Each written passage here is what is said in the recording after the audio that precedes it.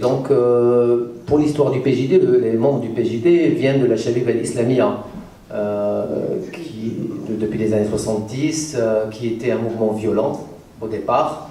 Et puis, au fur et à mesure, cette Shabib al-Islamia a donné lieu, grâce à l'intervention d'un monsieur très proche du palais qui s'appelle Khatem,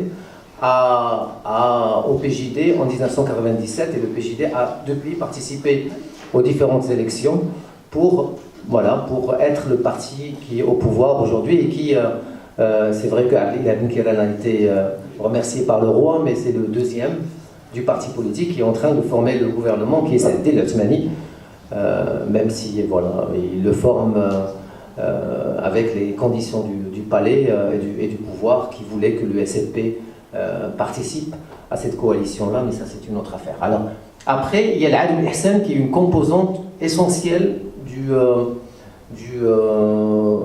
des courants islamistes au Maroc.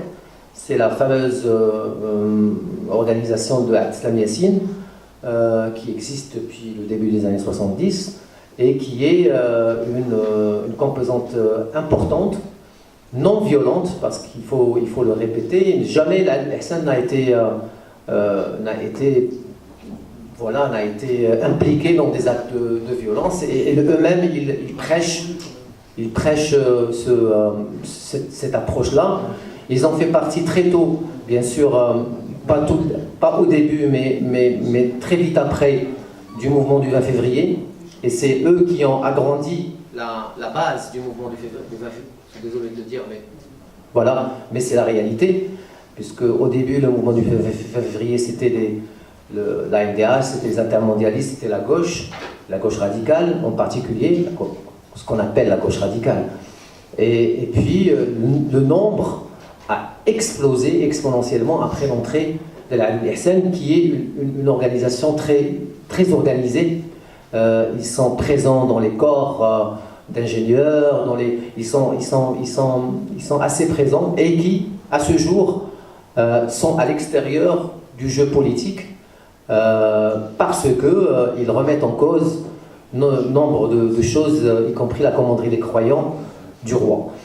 Donc voilà. Mais on a également ce qu'on appelle les salafiyat taqlidiya, c'est-à-dire les salafistes traditionnels, entre guillemets, qui a été l'œuvre de Marraoui, un salafiste de la ville de Marrakech, et qui est, c'est des salafistes wahhabistes.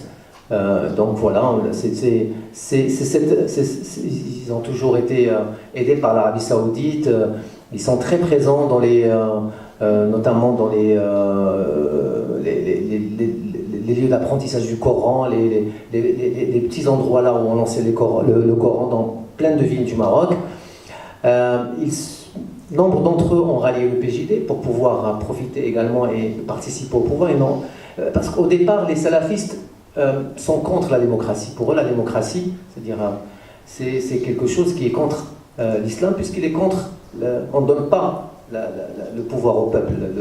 Le pouvoir, c'est le pouvoir d'Allah, et c'est les lois d'Allah.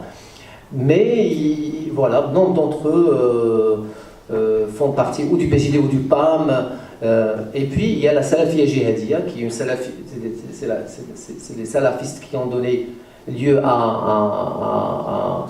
aux djihadistes des années 90, début des années 2000, et qui, eux, se sont révoltés contre les salafistes wahhabistes traditionnels, qui, je le rappelle, ne s'insurgent jamais contre le pouvoir, contre le détenteur de pouvoir, en l'occurrence le roi, qui ont respect pour Oulil Amr, et cela, c'est vraiment cette faction-là qui a commencé à poser problème pour le pouvoir après, donc avec les takfiristes, puis après les événements terroristes que l'on a connus dans les années 2000. Et puis on a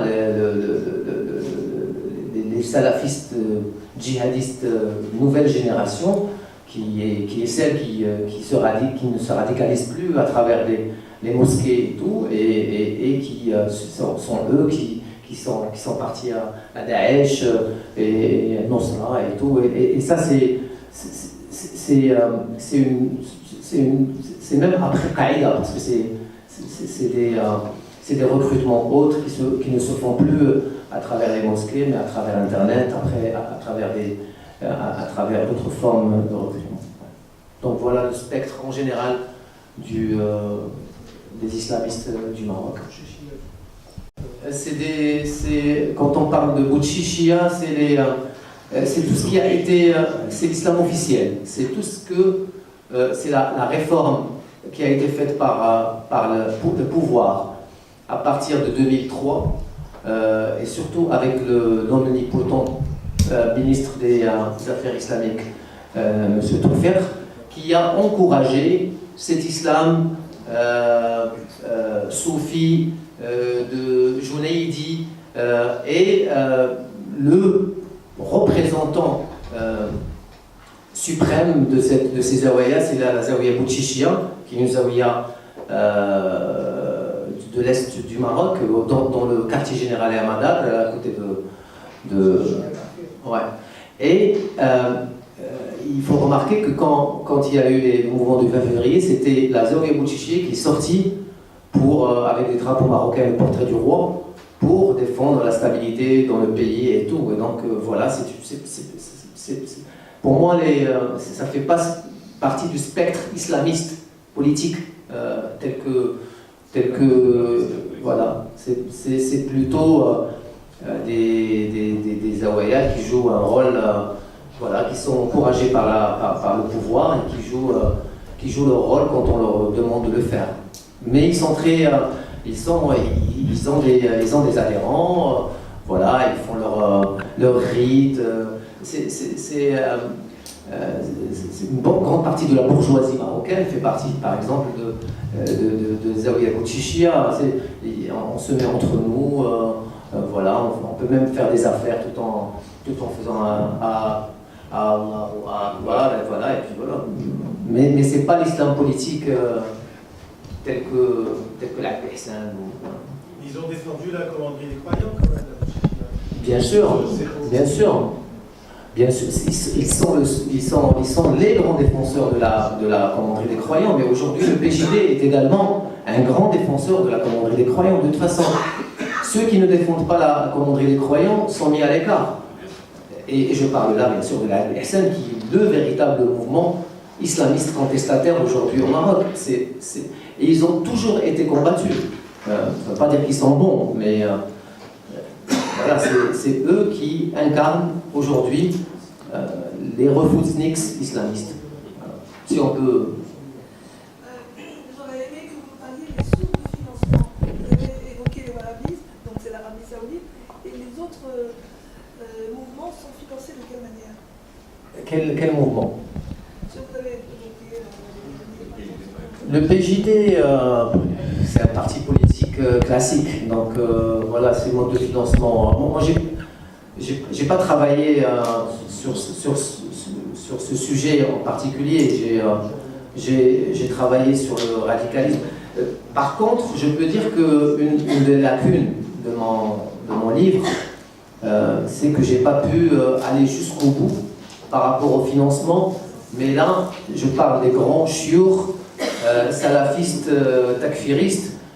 J'ai pas pu réellement aller jusqu'au bout de cette histoire-là de financement des grands chiours qui brassent énormément d'argent. Je sais que c'est l'Arabie Saoudite pour les uns, c'est le Qatar pour d'autres, et le fait d'avoir des suiveurs, le plus de suiveurs tu as, le plus d'argent tu reçois, mais je n'ai pas pu documenter tout cela, et ça je l'avoue. J'étais plus dans le registre voilà, de description sur ce registre-là, mais à coup pas. Juste pour revenir sur la radicalité, Ouais. c'est sur la radicalité assez récente, moins ancienne à ce qui se passe par exemple au Maroc. Bon, elle tire ses racines certainement d'une longue histoire, en tout cas salafiste, ou ce qu'on veut, sur le territoire marocain. J'aurais souhaité savoir comment est-ce que tout ça est géré dans une ville qui est sous l'autorité espagnole, c'est le Maroc qui gère ces signaux-là, les inégalités, c'est les Espagnols, ou alors conjointement peut-être. Le quartier. Moi, je travaille sur le quartier de Principe en particulier parce que c'est vraiment le quartier. Ceuta est une enclave de 80 000 habitants où la population musulmane tourne autour de entre 45 et 50% de la population, avec une histoire spéciale parce que les musulmans, les Arabes musulmans de Ceuta, n'avaient pas de nationalité jusqu'à l'entrée de l'Espagne à l'Union européenne. Ils étaient là. Et c'est parce que l'Union européenne a imposé à l'Espagne, que ce soit pour Ceuta, que ce soit pour Melilla, Ceuta et Melilla, pour les Espagnols, elle leur a imposé, ces gens-là, ils sont là, et c'est sous González, en 1986, 85-86, que les campagnes de régularisation, ils ont commencé à donner la nationalité aux Ceuta-oui musulmans et aux Melilli musulmans. Et donc c'est une histoire assez spéciale, assez dure aussi, parce que quand on voit le quartier de Principe, il y a des ruelles où on ne peut même pas faire passer. Parfois c'est pire que le quartier que Beersheba a Tanger. Et c'est des quartiers qui ont été construits par l'argent du hashish, des années 80, 90, quand c'était la belle époque du trafic du hashish. Et donc avant qu'il y ait le salafisme, il y avait énormément de précarité. Et il y a beaucoup de ressentiment chez ces populations. À ce jour, par exemple, quand j'ai fait le tour de ce quartier, les gens me disaient que, parce que la ville de Ceuta reçoit énormément d'argent de l'Union européenne, et la ville de Ceuta vend la précarité de Principe pour avoir de l'argent. Et j'ai eu des gens qui bossent pour l'Union européenne à Ceuta qui me disaient que une bonne partie de cet argent-là ne revenait pas à Principe, et on faisait des belles fontaines du centre-ville de Ceuta. Voilà. Et donc il y a vraiment un ressentiment énorme. Cela dit, le salafisme a touché Ceuta presque au même moment quand il a touché le nord du Maroc. Il y a une continuité idéologique au nord du Maroc. La frontière n'arrête pas le salafisme, n'a pas arrêté. C'est pour une raison très simple, c'est qu'on se marie beaucoup. Les mariages, il y a beaucoup de filles de Ceuta qui se marient avec les gens du nord, de Tétouan, de Mediapr, de Castillejo, de Fnedaq. Et la même chose, et puis comme vous devez le savoir, parce que quand on habite ces régions-là, on n'a même pas besoin de passeport pour rentrer. Il suffit que l'adresse soit à Tétouan, à Fnedaq. Et donc, il y a une vraie continuité entre le nord du Maroc et Ceuta. La différence, c'est quoi? La différence, c'est qu'à Ceuta, c'est pas mal la musique, hein. Elle est apaisante, ça détend. Parce qu'on parle de trucs tendus. Il y a Stevie Wonder qui est meilleur en plus, encore mieux. En plus, à Ceuta, on est en Europe, donc la circulation de l'argent est plus facile, les armes, c'est plus facile. Et donc, ça a pris une tournure plus importante, c'est avec le montée du djihadisme et l'explosion des foyers de tension, et on a vu un nombre important des jeunes du quartier de Principe, mais également à Melilla. J'en parle beaucoup, il y a même des pourcentages, et c'est là où la plupart part en Syrie et en Irak, et donc on a eu vraiment un vrai problème. Cela dit, moi quand j'ai circulé là-bas, c'est un quartier comme les quartiers du nord du Maroc, et puis il y a un traitement. Vous savez que par exemple, Antena Stress a fait un truc sur Principe qui est, c'est bienvenu dans le quartier de... Tu vois, il y a eu voilà, un abattage médiatique sur la population de Principe qui a laissé des traces et qui laisse des traces sur la population musulmane.